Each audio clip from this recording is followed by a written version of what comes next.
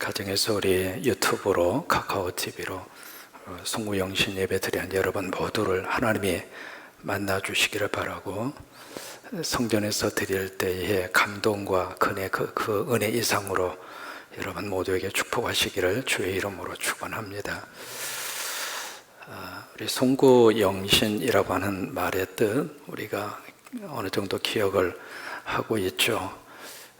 옛 것을 구를 송하고 던져버리고 벗어버리고, 그 다음에 새로운 것을 환영하고 영접한다. 그런 의미를 가지고 우리가 송구영신 예배를 드리고 있습니다. 그러면 여기서 우리가 이제 구라고 표현되어져 있는 옛 것, 그 다음에 신으로 표현되어 있는 새 것, 과연 무엇이 옛 것이고 무엇이 새 것인가? 우리가 옛 것을 어떻게 벗어던지고 새로운 것을 어떻게 우리가 환영하고 가질 수가 있을까? 우리가 그런 질문을 한번 던져볼 필요가 있습니다. 옛 것과 새 것의 기준은 뭔가? 여러분 지금 달력을 새로운 달력으로 바꿨잖아요. 2021년 새로운 달력으로 바꾸면 그때부터 우리가 새 것이 되면 얼마나 좋을까? 아무튼 우리가 새로운 옷을 입는 순간 새 것으로 바뀌어지면 얼마나 행복할까? 사실은 이 옛 것과 새 것의 기준을 어디서 찾는다고 하는 것이 굉장히 막연합니다. 성경에서 이 옛 것과 새 것의 기준을 아주 분명히 우리에게 말씀을 하셨어요. 그것이 바로 고린도후서 5장 17절입니다. 그 말씀에 보시면은 새 것이 무엇이고 옛 것이 무엇인가, 거기에 대해서 하나님이 주시는 말씀이거든요. 그런즉 누구든지 그리스도 안에 있으면 뭐가 돼요? 새 것이 돼요. 그러니까 예수님 안에 있으면 새 거예요. 그러면 이 옛 것이라고 하는 것은 예수님 밖에 있는 것이 옛 것이에요. 우리가 송구영신 예배를 드리면서 우리가 2021년 새해를 맞이하는 의미를 가지고 예배를 드리면서 또 하나 송구영신 예배를 통해서 하나님이 주시는 영적인 의미가 바로 뭐냐면 예수님 안에 거하는 거예요.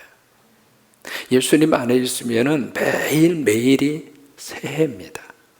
근데 예수님 밖에서 살면 해가 바뀌어도 새해가 못 돼요.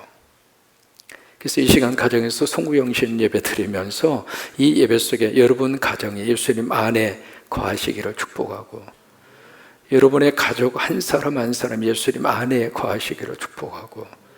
왜요? 그것이 새 거예요. 오늘 송구영신 예배 시간에는 바로 그런 의미를 가지고 예배를 드리도록 하나님이 우리 이렇게 부르시고 역사를 하십니다. 여러분 사진 하나를 보여드리고 싶은데요. 이 사진이 1960년대, 지금부터 60년 전입니다.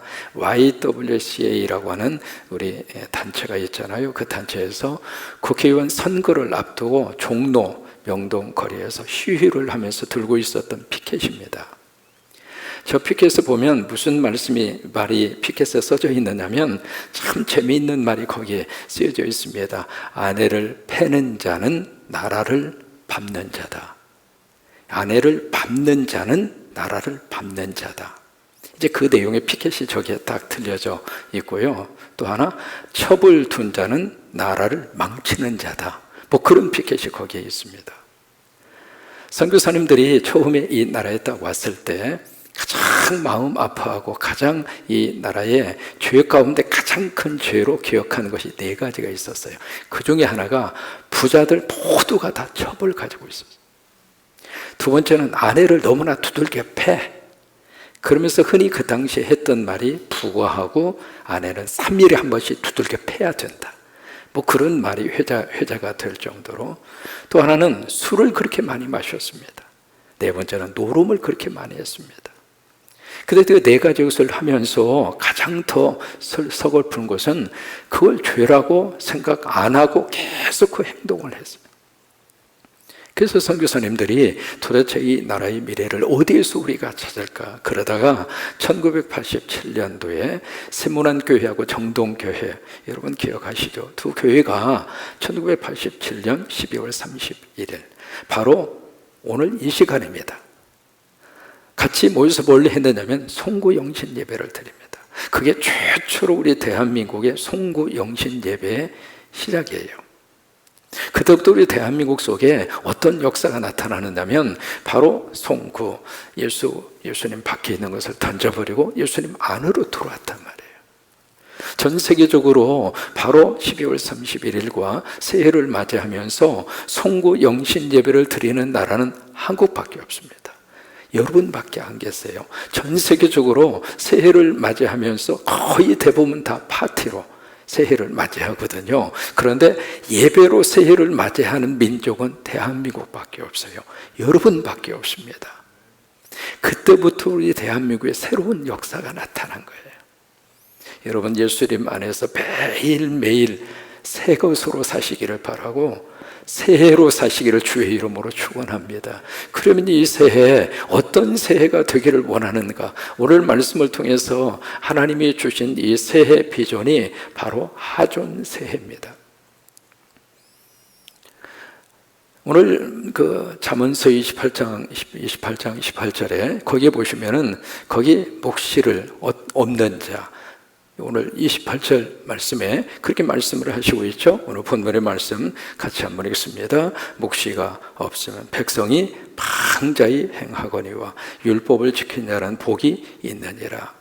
여기 묵시라고 하는 단어가 나오잖아요. 이 묵시라고 하는 단어를 히브리어로 하존이라고 합니다. 한번 해보실까요? 하존. 이게 이제 묵시라고 하는 말의 히브리어 원어입니다. 이 하존이라고 하는 말을 두 가지로 번역할 수 있어요. 첫째는 계시라고 하는 말로 번역할 수 있고, 두 번째는 비전이라는 말로 번역합니다. 이 계시라고 하는 말을 번역하면 이게 하나님의 말씀이죠. 비전이라고 하는 말은 꿈이라고 하는 뜻이죠. 이 두 가지의 말로 번역할 수 있는데, 이 하존을 갖는다는 이야기는 하나님의 말씀을 받는 것이고, 또 하나 하나님의 말씀을 받는 자에게 뭐가 있는가? 꿈이 있고 비전이 있다, 이 말이에요. 그러니까 오늘 잠언에 있는 말씀대로 만약에 묵시가 없으면, 하나님이 주시는 말씀이 없으면 어떻게 되는가? 그 안에 꿈이 없어요. 꿈이 없으면 어떻게 되는가? 사람이 방자에 행한다. 그 단어의 뜻은 망한다, 그 말이에요. 그래서 현대어 번역 성경에 보시면은 꿈이 없는 백성은 망한다, 그렇게 번역을 했거든요. 그러니까 하나님의 말씀이 없고, 그리고 그 가슴에 하존이 없으면, 꿈이 없으면 어떻게 되는가? 망해요. 그러나 율법을 행하는 자는 복이 있느니라. 그 율법, 하나님의 말씀이 있잖아요. 하존을 통해서 주시는 그 하존이 있는 사람은 어떻게 되는가? 하나님의 복을 받아요. 그래서 우리 구약에서 하존의 대표적인 사람이 누구 있는가? 바로 요셉입니다.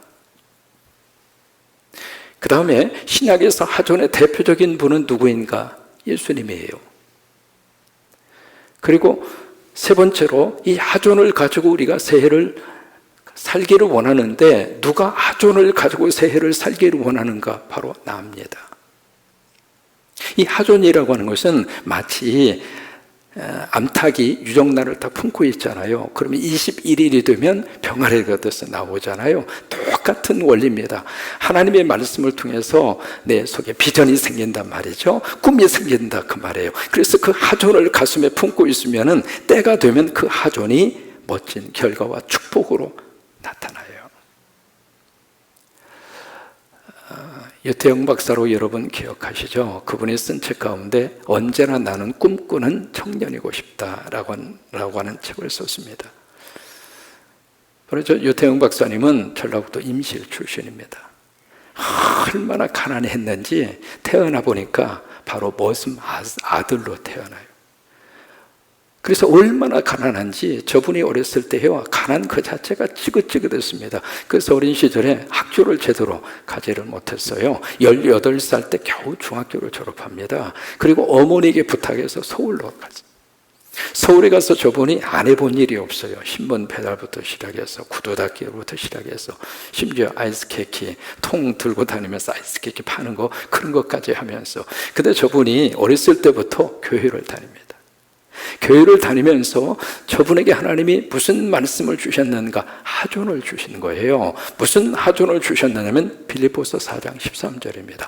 내게 능력 주시는 자 안에서 내가 모든 것을 할 수 있느니라. 이 하존을 하나님이 유태영 그분에게 허락하신 거예요. 아주 어렸을 때 그 말씀이 그의 마음속에 하나님이 주시는 하존으로 딱 들어왔는데 그 말씀을 붙잡고 이분이 가슴속에 하존의 비전이 생긴 거예요.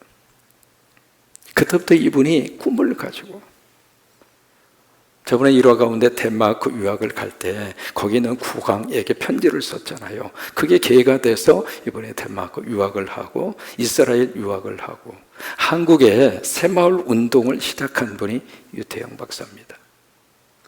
그분이 나는 영원히 꿈꾸는 청년이고 싶다라고 하는 그 책에서 기가 막힌 말을 유태영 박사가 그 책에서 그렇게 쓰고 있습니다. 그 책의 내용에 보시면 그렇게 쓰여 있어요. 저는 스스로에게 미래의 꿈을 잉태하고자 외친다. 임신한 산모는 반드시 아기를 낳는다.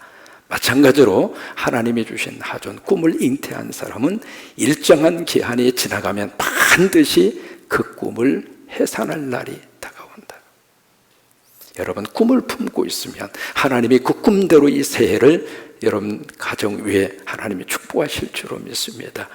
그 구약에서 바로 대표적인 사람이 요셉이죠. 그래서 이 요셉의 트레이드 마크가 바로 꿈꾸는 자잖아요. 별명 자체가 그래요. 창세기 49장에 보시면은 요셉의 별명이 꿈꾸는 자라고 하는 것이 요셉의 별명이거든요. 그래서 형제들이 요셉에게, 저쪽에서 요셉이 왔을 때 형제들이 했던 말이 그거예요. 꿈꾸는 자가 오는도다. 그 꿈꾸는 자라고 하는 것이 바로 영어로 드리머라고 하는 말이거든요. 그 드리머라고 하는 그 자체, 꿈쟁이라고 하는 말이 요셉의 별명이에요. 근데 이 꿈대로 어떻게 됐는가? 꿈대로 됐어요. 여러분, 하존을 품고 있으면은 하나님의 때가 돼서 하존대로 하나님이 역사하세요. 요셉은 꿈 때문에 어려움도 많았잖아요. 노예로 팔려가기도 하고 억울하게 옥살이를 하기도 하고, 그래도 끝까지 요셉이 좌절하지 않았던 이유는 그 안에 하존이 있었어요. 하나님이 주시는 말씀이 있었고 그 안에 꿈이 있었어요. 그러니까 요셉이 그 어려움 속에서도 좌절하거나 낙심하지 않고 이루어질 수 있었어요. 두 번째로 신약에서 우리 하존의 대표적인 분이 예수님이세요. 예수님이 이 세상에 어떤 하존을 가지고 오셨는가? 바로 요한복음 6장 57절 말씀이죠. 하나님이 말씀하신, 바로 살아계신 아버지께서 나를 보내심에 내가 아버지로 인하여 산 것과 같이 나를 믿는 그 사람도 나로 말미암아 어떻게 해요? 살리라. 하존입니다. 그 하존을 가지고 예수님이 이 땅에 오셔서 예수 믿는 사람을 다 살리시는 역사가 나타나게 되죠. 그래서 예수 믿는 우리들이 무엇을 품고 살기를 원하는가? 하존을 품고 살기를 원하세요. 이 새해를 사는 동안 하나님이 여러분들에게 말씀을 주시기를 바라고, 그 말씀 붙잡고 내 안에 하존의 비전과 꿈을 가지고 이 새해를 힘있게 출발하시는 성광의 모든 식구들이 되시기를 주의 이름으로 축원합니다. 하나님의 말씀은 지금도 살아있고 하나님의 말씀은 지금도 역사하고 있고, 그래서 말씀 붙잡고 마음의 꿈을 가지고 이 새해, 하존의 새해가 다 되시기를 주의 이름으로 축원합니다.